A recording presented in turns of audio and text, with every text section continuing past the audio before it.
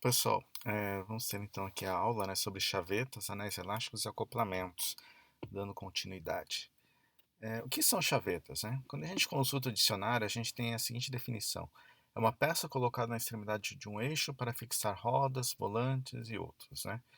E baseado nisso, né, alguns autores inclusive classificam a chaveta como um elemento de fixação.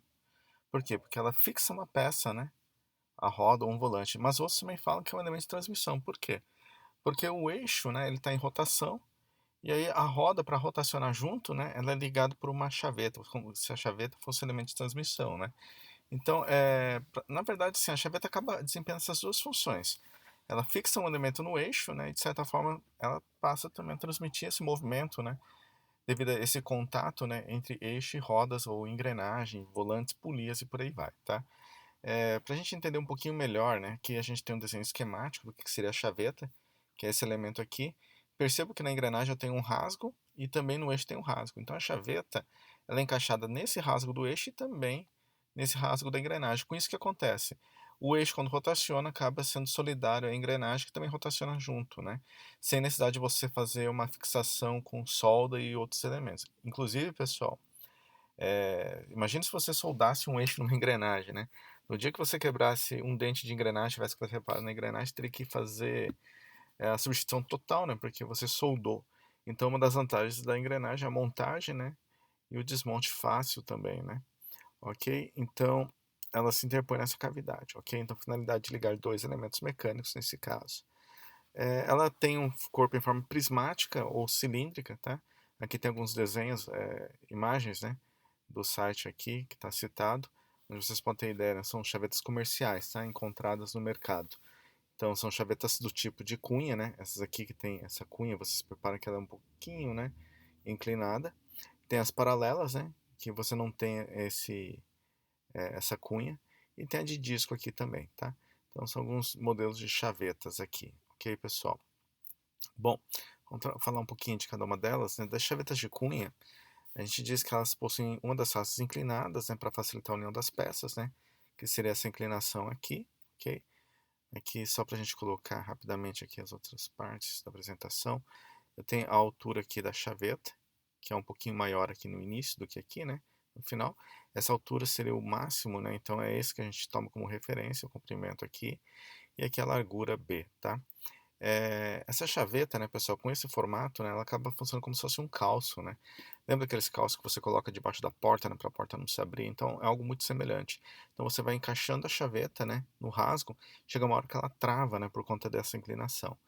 Então você pode unir ela para roldanas, rodas volantes, entre outros, né? E é de montagem, desmontagem muito fácil. A longitudinal encaixada, né? Nesse caso, né, para instalar ela, vai ter que ter um rasgo no eixo, né, que deve ser sempre maior que a chaveta em seu comprimento, tá? Seria esse caso aqui, ó.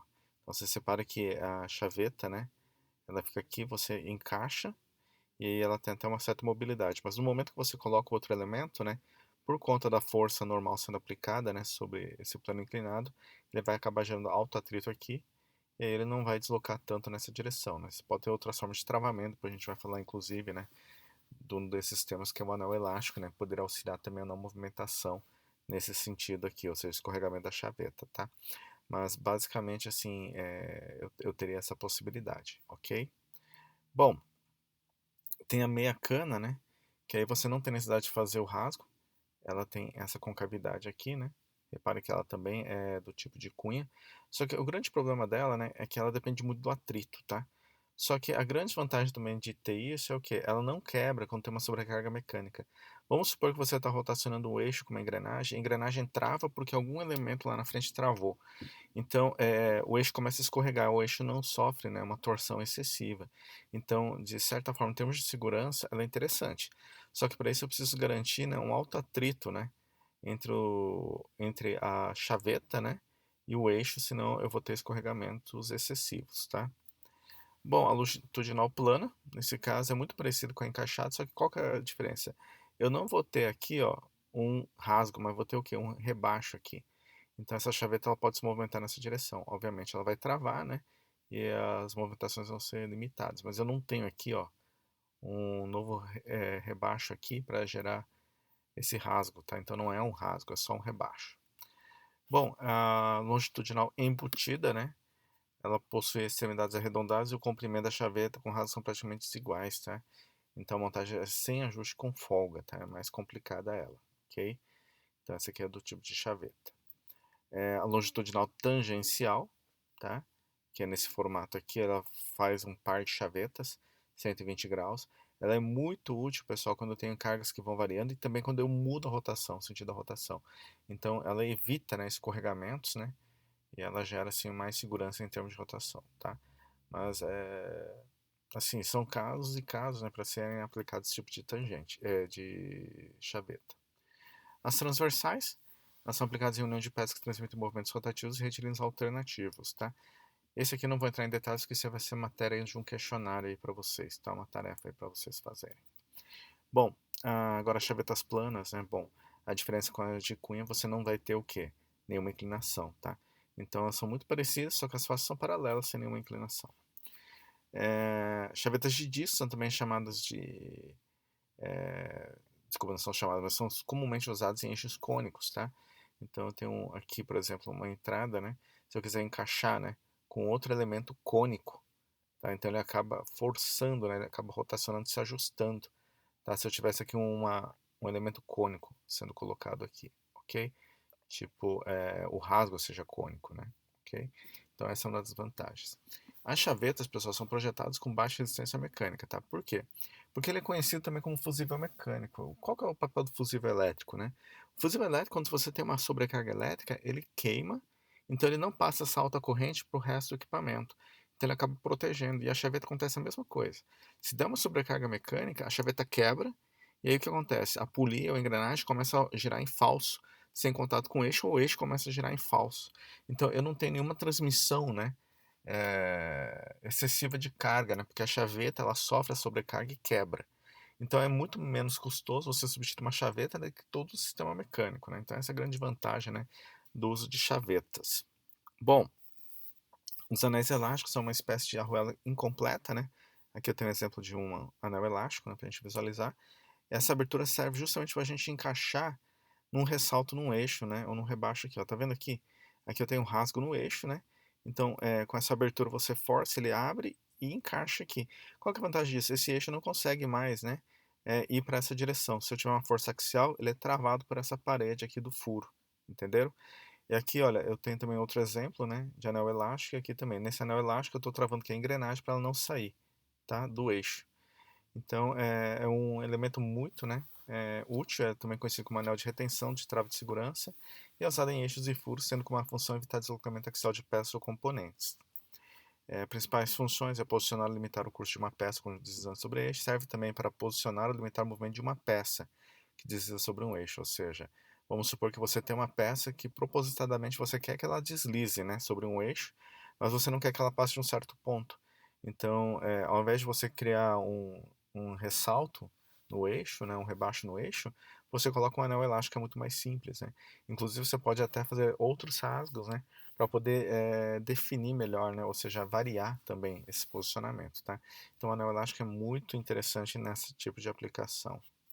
Os anéis são fabricados em aço mola, porque eles são elásticos, né, como o próprio nome diz, em forma de um anel incompleto e se aloja em um canal circular construído conforme normalização, né? Uma das normas é a norma DIN, Deutsche Institut für Normen, que é o Instituto Alemão para Normatização, é tipo uma organização nacional da Alemanha, né? O que teríamos no Brasil seria a BNT. Então, a fim de facilitar a escolha e seleção dos anéis, existem tabelas padronizadas desses anéis, tá? Então aqui um exemplo de padrão, né, de anéis, aqui tem a apostila do Telecurso 2000 que mostra isso, né? Então tem aqui diâmetro do eixo, diâmetro o furo do olhar, a espessura do anel, todos esses elementos são tabelados, tá? Nós temos valores aqui, né, que devem ser respeitados, ou seja, não se faz anel elástico, né, à torta e à direito. Existem tabelas padronizadas para você fazer um anel elástico. A gente tem que sempre lembrar também, né, de montar um anel com a abertura voltada para o lado dos esforços menores, tá? Sempre que possível, porque é a tendência dele se abrir e aí você pode ter o anel sendo desmontado, tá? Só tomar esse cuidado. E tem que usar também ferramentas adequadas, que é tipo isso aqui, é um alicate invertido que a gente fala, né? Que quando você aperta aqui, ele abre, né? Então, ou seja, ele tem um pouco de diferença com relação aos outros alicates, né?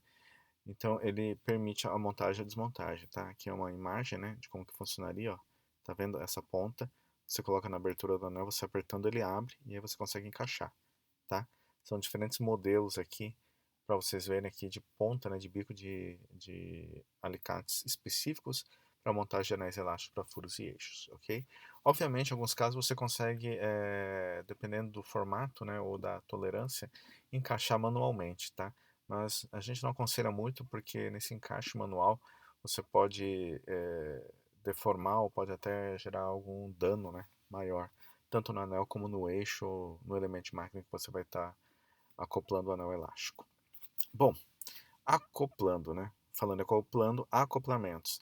Os acoplamentos têm a função de ligar dois eixos com a finalidade de transmitir movimento ou potência.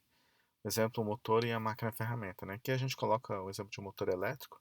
Quando você compra um motor elétrico, tem um eixo ali saindo, né? E aí? Você vai montar a engrenagem, como que você monta um outro eixo ali, né? Eu preciso de alguma coisa que una esse eixo com o resto do equipamento. E esse elemento de união é justamente o acoplamento. E nós temos dois tipos básicos, os rígidos e os elásticos, tá? Do acoplamento rígido, a vantagem é que a transmissão é precisa, tem poucos ou pequenos ângulos de torção relativos, e o grande problema é que se eu tiver desalinhamento vai ter cargas adicionais, né? Ou seja, basicamente, né, esse é um exemplo que a gente tem aqui, olha, de um acoplamento do tipo rígido, são duas flanges metálicas praticamente unidas por parafuso. Então o que acontece, né? Isso aqui não deforma tão facilmente. Então, à medida que esse eixo rotaciona, e aí deve ter uma chaveta, né? É igual isso aqui, ó. Observando isso aqui, ó. Repara que tem chaveta aqui, que une esse eixo com esse eixo, né? E aí o acoplamento aqui externo, né? Só para garantir o fechamento. Olha aqui, o eixo, a chaveta, né? E o fechamento, tá? Então tem várias configurações de acoplamento rígido. A grande desvantagem, né, que a gente colocou é o quê? É o problema de que você pode ter deformações excessivas, né? Tanto no eixo, caso você tenha algum desalinhamento. Se ele estiver perfeitamente alinhado, não tem problema nenhum, tá? São duas metades similares, não dá problema nenhum. Uma outra questão que a gente tem que colocar é que o que acontece, né? Quando você trabalha com ele, você vai ter transmissão total de força, de potência, de deslocamento, velocidade, né? Agora, esse desalinhamento vai gerar cargas excessivas, isso é um problema. Então tem que tomar muito cuidado. Eu só aplico o acoplamento rígido quando eu tenho garantias de alinhamento. As falhas, então, do acoplamento rígido são vibrações, torques variados, principalmente devido a esse desalinhamento que vai gerar fadiga, né? Porque são cargas alternadas. E na ausência de vibrações e torques variados, eu posso ter o escoamento, porque é um acoplamento rígido. Então, com o passar do tempo, ele pode sofrer escoamento e deformar plasticamente, né? E aí a coisa complica de vez, né? Ele acaba forçando o desalinhamento. Então, as áreas críticas do projeto que a gente tem que tomar cuidado é a cortante e esmagamento da chaveta, né? Com acoplamento, porque a chaveta também ela pode se romper por conta da montagem junto ao acoplamento, né? Corte e esmagamento dos parafusos, incluindo a pré-carga também, aqueles parafusos de montagem, o esmagamento da flange e a cortante no cubo da flange, né, também. Tá? Então esses são alguns elementos que não são perigosos, mas são pontos que temos que tomar cuidado, né, quando a gente utiliza um acoplamento tipo rígido. Agora o acoplamento elástico, ele justamente, né, ele tem a vantagem de poder permitir o desalinhamento. O desalinhamento não é uma exceção, mas é uma regra. Ou seja, eu não tenho como garantir alinhamento, eu aplico um acoplamento elástico. E geralmente quem utiliza, né, somos todos nós, na verdade, porque é muito difícil você garantir um alinhamento perfeito, né? Então, na precaução, geralmente se utiliza, né, os acoplamentos do tipo elástico, tá? Então tem um desalinhamento acomodado para um componente rígido intermediário, né? É um modelo, né, que desliza e introduz pequenas folgas. Nesse caso aqui, olha, eu tenho uma roda dentada de um lado, eu acoplo o eixo aqui, outra roda dentada é um eixo, e aqui eu tenho uma corrente dupla, né, entre elas. Então essa própria corrente, né, ela permite certos desalinhamentos, né, certo? Porque ela tem uma certa folga entre os dentes, né, e a roda dentada, tá? E aqui também tem os dentes de engrenagem também que a gente consegue colocar uma luva presa, né? E aí você consegue fazer isso aí também, tá, pessoal? O outro tipo é o desalinhamento acomodado por um ou mais componentes metálicos elásticos intermediários. Então aqui, olha, eu tenho elementos aqui flexíveis discos. Então eu posso ter uma rotação aqui relativa, né? Por causa do desalinhamento, ele vai se deformar, mas ele vai continuar transmitindo movimento. E aqui eu tenho acoplamento de mola, usando uma mola helicoidal. Obviamente essa mola tem que estar travada, né, junto com o elemento, só que ele permite um desalinhamento, tá? E por fim, né, ao invés de você utilizar o metal elástico, né, flexível, você usa o quê? Um elastômero.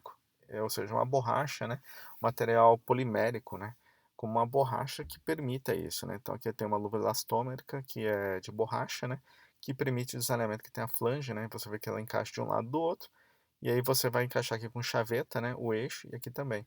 Então você consegue fazer esse acoplamento também usando um elemento elástico aqui, tá? Obviamente, pessoal, as perdas são maiores, né? Eu não consigo transmitir totalmente a potência por causa dessa deformação, né? Desses elementos flexíveis. Eu posso ter perda também de potência e tudo mais. Mas ainda assim é mais seguro, né? Em alguns casos. Por quê? Porque você não tem como garantir um alinhamento total, que seria o caso dos acoplamentos do tipo rígido, né?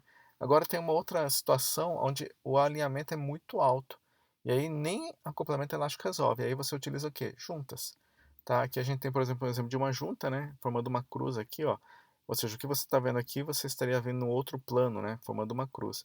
Então, isso aqui ele rotaciona nessa direção, né? Em torno do eixo A. E esse elemento rotaciona em torno desse eixo, saindo do plano do papel. Então, eu consigo ter várias, né, variações aqui de inclinação, tá? E aqui também tem um sistema de junta universal dupla também, ó.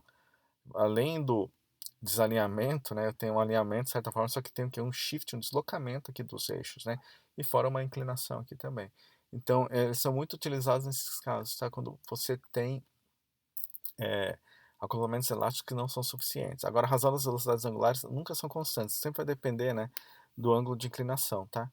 Então, eu não posso dizer para você, olha, eu vou ter redução de 80%, 20%, 40%, 70%. Isso tudo vai depender desse ângulo aqui de inclinação. À medida que esse ângulo aumenta, né, as variações vão alterando também, ok? Bom, pessoal, é isso aí. As referências, né, parte dessa segurança são obtidas desses livros e apostila. E eu desejo bons estudos para vocês, né? E fiquem em casa. Obrigado.